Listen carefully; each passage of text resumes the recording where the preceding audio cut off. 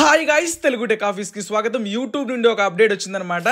ఎవరైతే ఫేక్ సబ్స్క్రైబర్స్ని కొంటున్నారో, ఎవరైతే fake watch time తీసుకొస్తున్నారో వాళ్ళ ఛానల్కి, అలాంటి వాళ్ళకి ఇది ఒక ఎదురుదెబ్బని చెప్పాలి.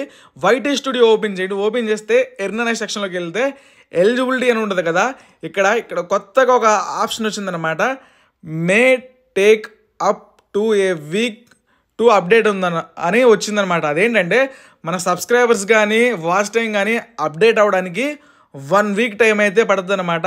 ఫేక్ సబ్స్క్రైబర్స్ కొన్నా, ఫేక్ వాచ్ టైం కొన్నా సరే అదైతే ఇక్కడ యాడ్ అవ్వదు అనమాట.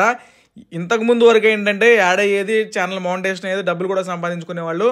ఇప్పుడు ఏంటంటే యూట్యూబ్కి డౌట్ వచ్చిందనమాట, ఇట్లా ఫేక్ సబ్స్క్రైబర్స్ని, ఫేక్ వాచ్ టైంని తీసుకొస్తున్నారని చెప్పేసి. సో దాని నుండి ఫేక్ సబ్స్క్రైబర్స్ని, ఫేక్ వాచ్ టైం తీసేయడానికి ఈ అప్డేట్ తీసుకొచ్చారనమాట. మీకు సబ్స్క్రైబర్స్ పెరిగినా సరే, వాచ్ టైము పెరిగినా సరే 1 వీక్ పడుతుంది అనమాట. ఇక్కడ అంటే 1 వీక్ టైం పట్టిద్ది ఇక్కడ అప్డేట్ అవ్వడానికి. So fake subscribers, fake watch time ఎవరు తీసుకోవద్దు అనమాట. ఇక్కడ చూసుకోండి, ఇక్కడ దీని మీద క్లిక్ చేద్దాం.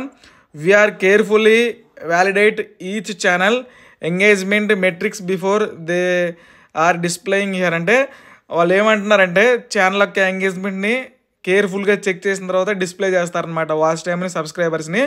This is process may take several days to complete and may vary from what you are seeing elsewhere such as in YouTube analytics. అంటే ఏంటంటే సో 1 వీక్ టైం పెట్టిద్ది అనమాట. కేర్ఫుల్గా చెక్ చేసి అసలు వాచ్ టైం ఎట్లా వచ్చింది, సబ్స్క్రైబర్స్ ఎట్లా వచ్చారని చెక్ చేసి అంతా జెన్యూన్గా, ఆర్గానిక్గా ఉందన్నప్పుడే ఇక్కడ అప్డేట్ చేస్తారు.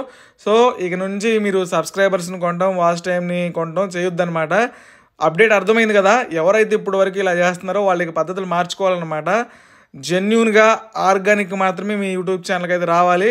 సో కొంతమంది ఏంటంటే నాకు ఇంకా వాచ్ టైం ఎందుకు పెరగట్లేదు, సబ్స్క్రైబర్స్ ఇక్కడ ఎందుకు పెరగట్లేదు అని చాలా కంగారు పడతారు. సో ఈ అప్డేట్ వచ్చింది.